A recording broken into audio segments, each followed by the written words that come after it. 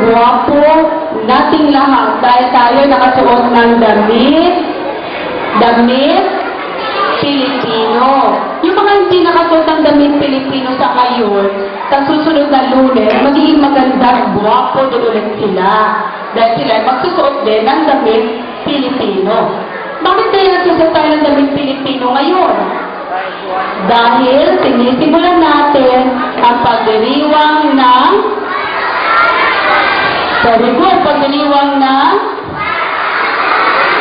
galing, buwan ng lahi.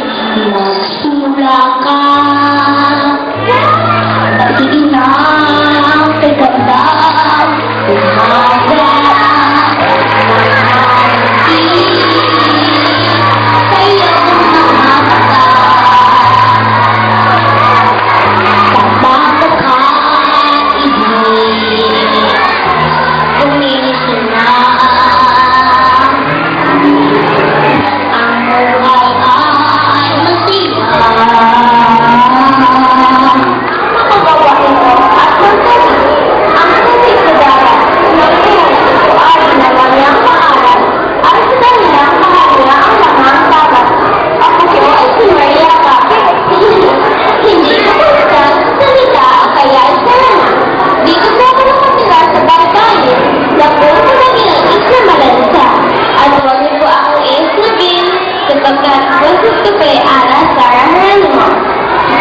araw-araw yata ko lang practice ka.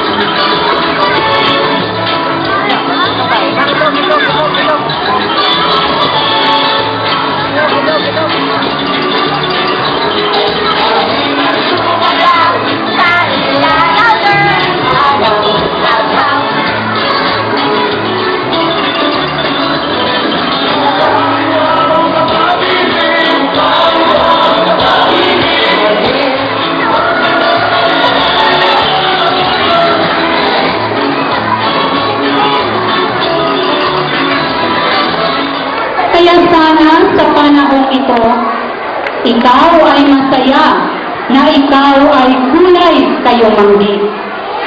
Sana ikaw ay masaya na ang tradisyon at wika mo ay tunay na naibang.